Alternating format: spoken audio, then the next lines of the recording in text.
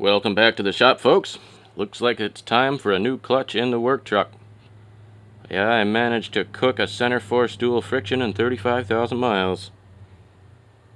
I move a lot of weight with this thing. As I mentioned in the previous video, this thing always has at least 1,500 pounds of tools in it. And I'll tow up to 7,000 pounds sometimes. I suppose that failure was completely justified, but clutches should be better. I'll just do the overview here. We'll have to peel back the interior mat here and remove the gear shift lever. So I've got the truck securely supported on two jack stands here, and then the jack in place up there as a backup. So we'll need to be taking the transmission out. So there's this cross member here to take out these bolts at each end, and these here to detach the member from the transmission. And I think I want to remove this mount from the transmission as well to make it easier to pull it back up over this cross member here that is welded to pull the transmission off of the engine. And of course, also need to remove the drive shaft, the 4 bolts back here onto the differential, and I'll remove the carrier bearing here, which will be 2 bolts going through this cross member. And the front end of this will slip out of the transmission. I'll get the drive shaft out of there. We'll also have to remove the slave cylinder here, the ground strap, the starter up here, and let's see, we'll have to unplug the electrical connectors. There's 2 of them, there may be one more. Just look around, they're all different. What else about it? We'll drain the gear oil here before taking the drive shaft off, because it'll leak out the back there. Drain all the gear oil out here, and we'll put some new in, because the kind of vehicle that has its center force dual friction clutch ruined in 35,000 miles is certainly due for some fresh gear oil. We'll remove it here and replace it here.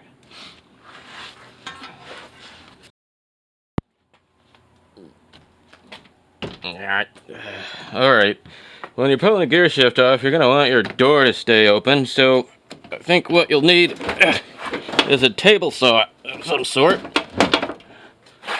There we go. You'll want to first remove the inverter from under the seat. Shuffle the crap out of the way. And let's see. Alright, I imagine this could be done more neatly by first removing the entire interior mat here. We're going around removing perimeter trims and taking the bolts out of the seat and lifting the mat up over the rubber here. But I don't have time for that crap. And I have no concern for my interior. So I'm going to go around one at a time, pulling these 10mm bolts out of here. You can stretch this just enough to locate one bolt at a time without really doing damage, looks like. I'll just go around like this and remove all of those, and then I'll weasel this out of here somehow.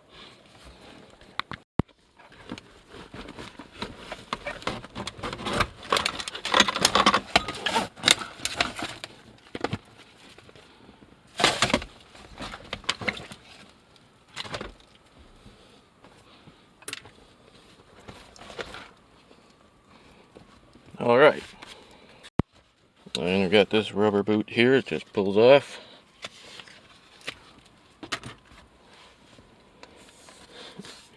It used to be fastened. And then got this big interior snap ring here. Let's go get the fancy pliers. Alright, after spinning this around to where you can get to it, engage snap ring pliers. Woohoo. And squeeze and lift. Alright.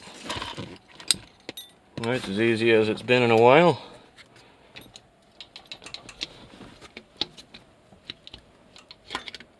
And right out she comes. Okay. One of the next things would be to remove the clutch slave cylinder that actuates the clutch here.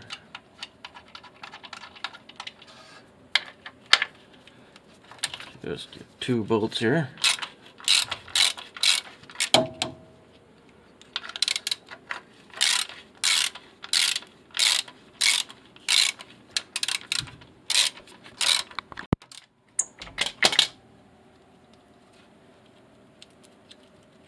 And tuck that in a safe place, and don't press the clutch pedal. You'll blow the piston out of it.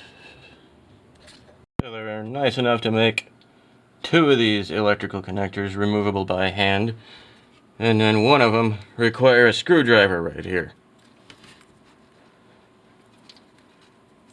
I hate the automotive industry.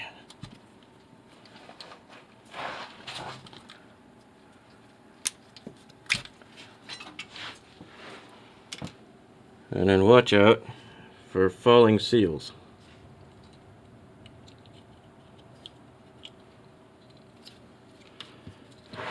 Anyway, then you just bend these bendy things out of the way there, and the wiring harness is released. Yeah, there's another one. Where did you come from?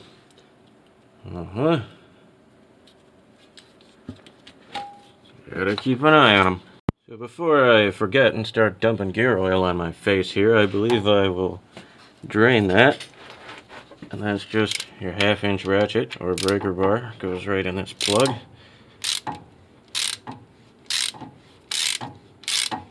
Let's just get it ready to come out here.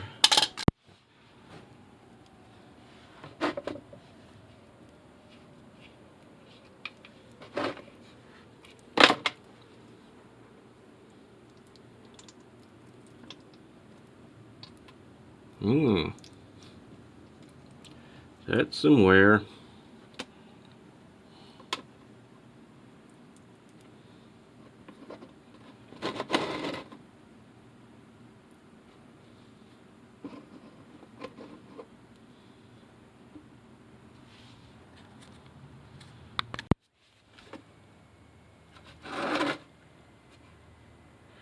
Looks like I'm going to want to examine the particles in this pan to see how much transmission I have left. Not that I'm going to do anything about it right now. It still transmits. Okay, with the gear oil drained, we can proceed to removing the drive shaft, and for that we'll be using a 14mm with the old wrench leverage trick.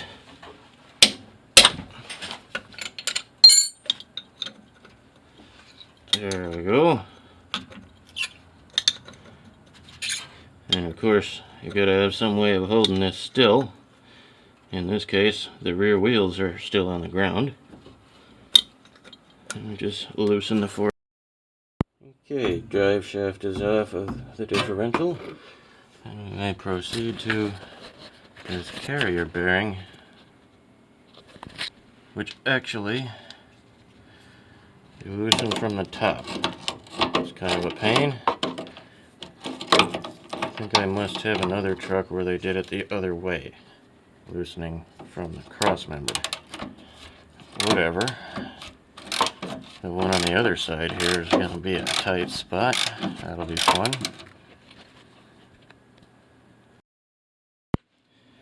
Alright, now with the carrier bearing detached, you should be able to pull the whole thing straight back. pour all kinds of rust in my eyes.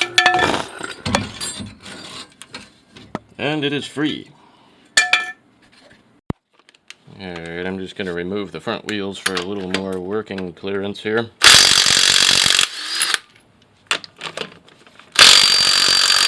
Alright, now I'll remove the negative battery cable before pulling the starter off, so we don't short anything out there. Okay, now onto that starter, which you can see through the wheel well here. First, this bottom bolt is easy enough to see, and then there's another one opposite that you'll probably have to feel around a lot to find a good angle to loosen that.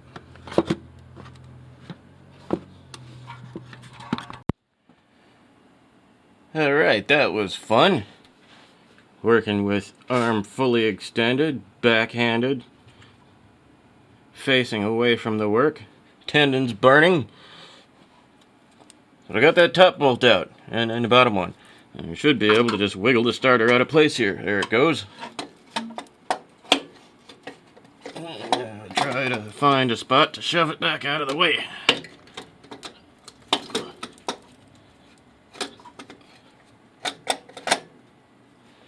Yeah, it might work. I'll pull out these lower transmission bolts here, and they actually just hold this shielding plate onto the transmission down below the engine block here. Then we'll go up higher and get the lower transmission to engine mounting bolts here, one on each side. And then there should be two more all the way on top, where we'll climb under the hood and do some more awkward work.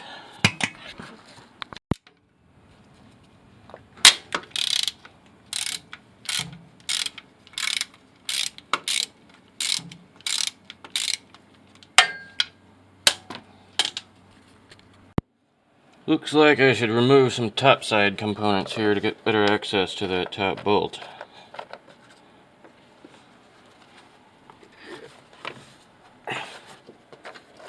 Okay. Get the pliers.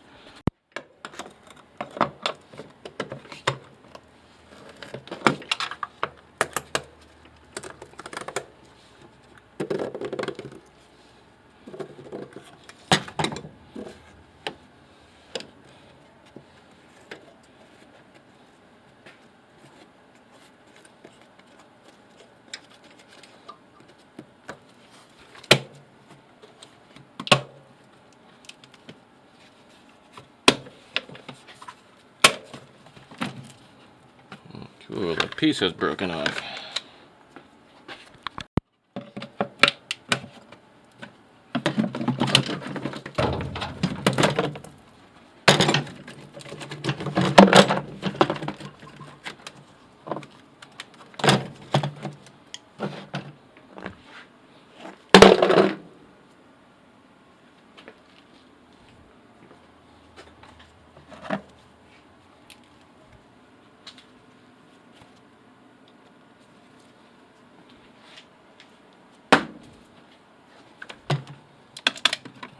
Uh-huh.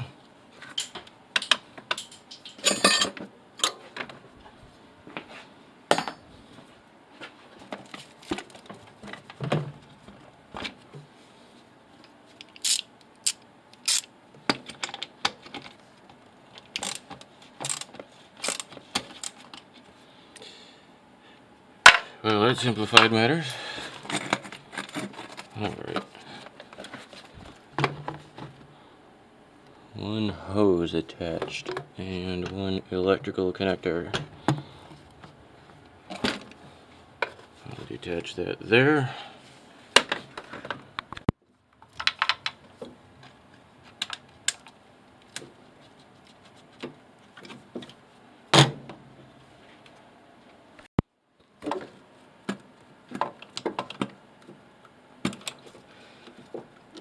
Cut the cable tie.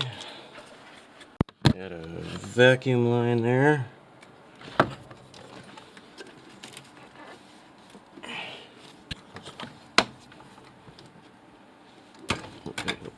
off down there and redo. Okay, and looks like this has been broken off for some time.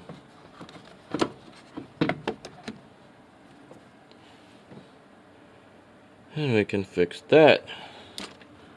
Looks like perhaps an intake air temperature sensor. That might help.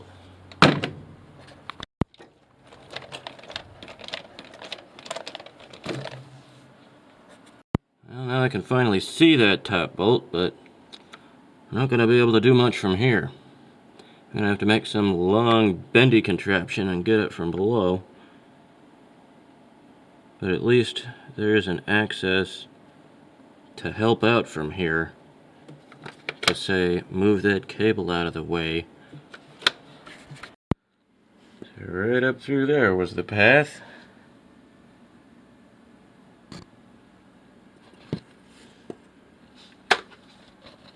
And here was the tool that did the job.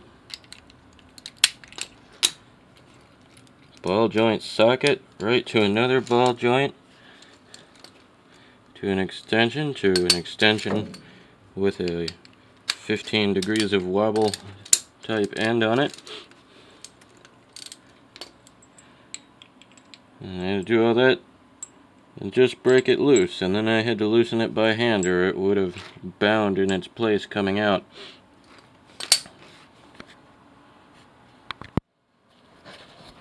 Now to get this final top bolt out of here, I have to first remove this cover that I believe covers a crank angle sensor there. And see the tab wraps around to the right over the head of the transmission bolt as if to remind you to remove this sensor before pulling the transmission off.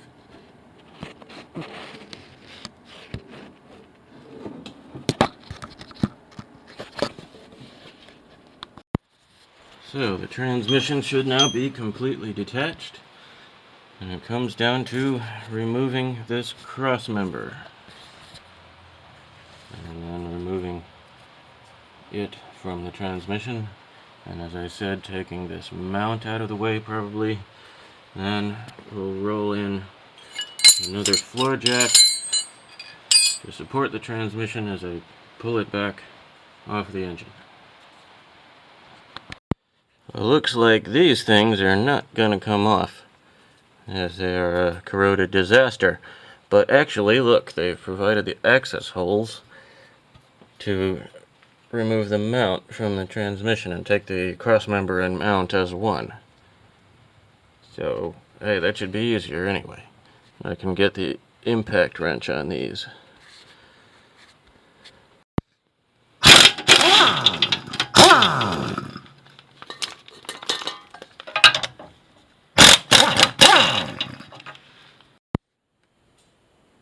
And the cross member is out. Let's say, one really nice thing about this design is even with the cross member out, the tail of the transmission will rest on this welded cross member. So that even if it was to separate from the engine right away, it won't fall.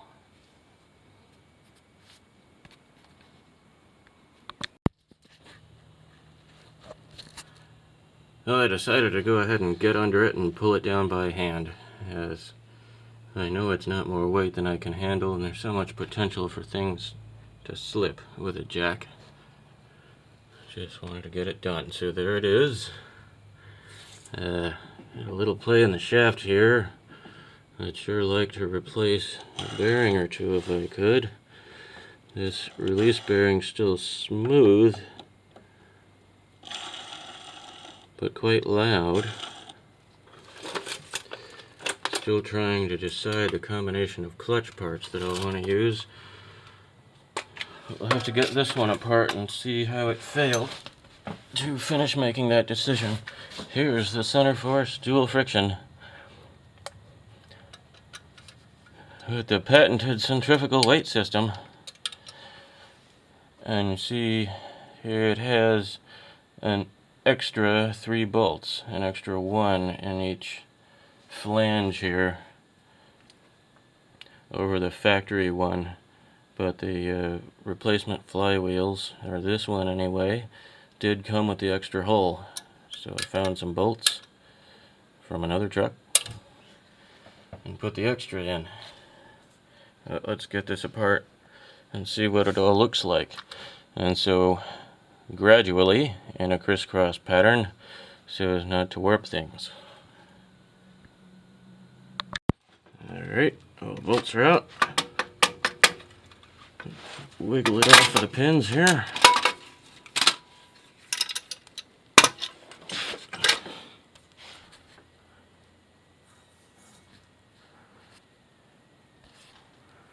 Anyway. That's a bit hot looking.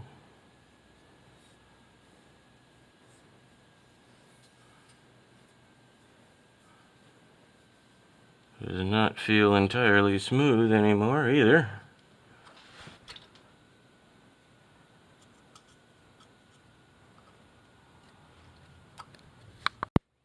Well, I must say, I think I kind of like this pressure plate, and from the feel of it in operation, it definitely had more clamping force. However, it's certainly a bit cooked now. I would like to reuse that, at least temporarily, but it feels too uneven to even mess with. However, I am not particularly impressed with this dual friction clutch disc. Now, of course, it's supposed to be standard friction material on this side, as it is, and it's worn all the way down. But this side is supposed to be some fancy high friction, high density material here. And now that it's worn down, it sure looks exactly the same as the standard friction material. And then that release bearing actually does have some play in it, or I wouldn't reuse that. 35,000 miles. I didn't use aggressive, irresponsible clutch methods here. I just moved a lot of weight. As for the bearings in this transmission, of course, I'll have to dismantle the transmission to replace that. So it'll be a bit involved, but as I'm feeling it again here, well, it's got a little wobble at this end. If I hold this as though being secured by the pilot bushing, as it will be, I can't really feel any play in the other end. So I think it's going to be alright for quite a while anyway. The transmission was certainly working perfectly. So now it's just to figure out what kind of a clutch I want to put on this thing. Oh, and by the way, just to point out on this dual friction disc, Exity, which is a good company. But just saying, it's not like Center Force is making these themselves. Well, I was really kind of hoping to be able to reuse this pressure plate, since it did feel pretty nice and clamp well, but with all that, I can easily feel that I can't put that back in. So, pretty much out of time and money here, I went and got a regular clutch, which I'll have to do for now. But it actually looks to be made pretty well. Everything's fairly heavy. It has that extra bolt hole that they don't all have. for 9 bolts. And I guess I'm just going to have to lay off the towing with this one for now. But fortunately I have this now. A lot of that heavy and long distance towing with the other one was done before I had finished this truck. So whatever, I can't carry all my tools and tow giant things at the same time right now. So maybe later on I'll get a fancy clutch for that truck again. But also, even before that maybe, I've got this other axle here that should bolt right in. Might have to take the drive shaft that goes with this.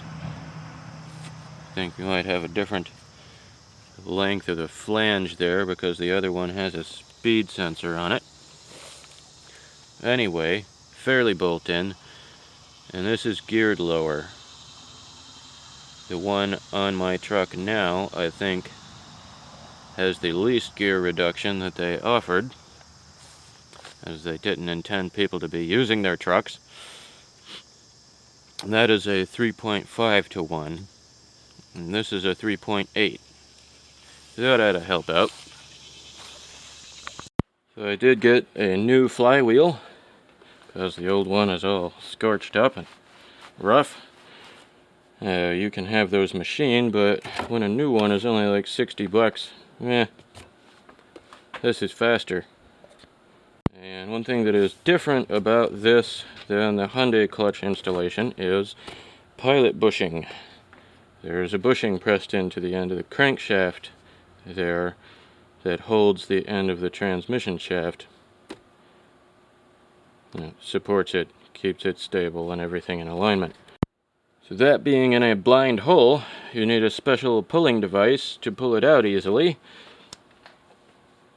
And so I went to one of the local auto parts places with the Loan a Tool program, which is basically you buy the tool and you get a full refund when you're done, when you bring it back and you haven't broken it.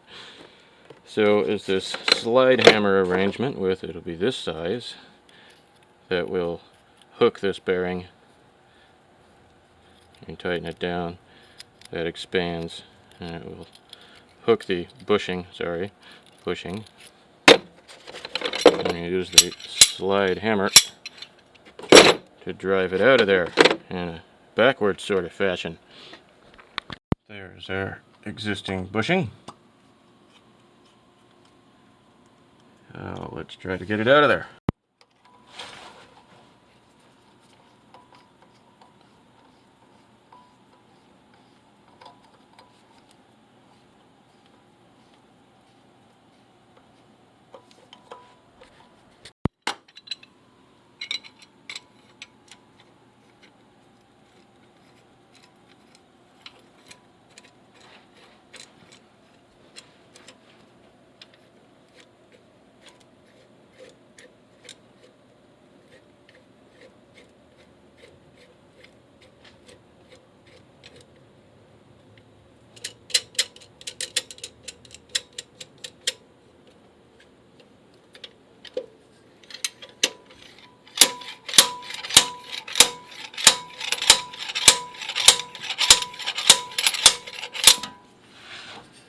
Lovely. Nothing like the correct tool. To install the new one, I'll first take the flywheel off, get it out of the way, and you just gently drive it in there, making sure you keep it square to the hole. Just get a socket or something of the same diameter roughly, and gently tap it in there, but do not drive it past flush with the flywheel. Yeah, that thing's a little worn, eh?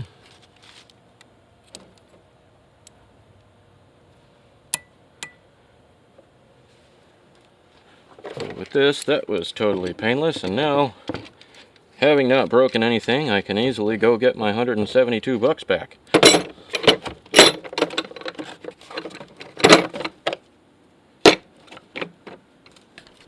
For a little lubrication for the inside of the new bushing, you use a few drops of oil, not grease. flywheel is one of those situations where it's really nice to have an impact driver. Otherwise, you might have to hold this thing from spinning somehow.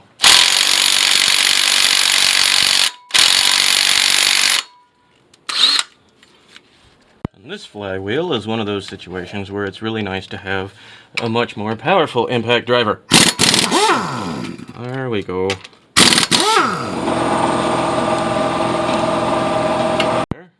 And when putting the new one on, you do not want to use the impact wrench, but rather your torque wrench, and torque them to the factory specification in a crisscross pattern, a little bit at a time, not right up to full torque in the first round. Probably 3 stages would be good, and in this case it happens to be around 100 foot-pounds. Pressure plate also, crisscross pattern, gradually tightening, more than 3 stages in this case because you're clamping the clutch as you go. You're starting out with this thing away from the flywheel and pulling it down gradually, and then torquing to factory specification, which should be somewhere around 20 foot-pounds on this, so I'll look that up. So other than those couple of things, installation is reverse of removal. You may consult my Hyundai clutch video for other information. I've got to put this thing back together. So, hope you learned something.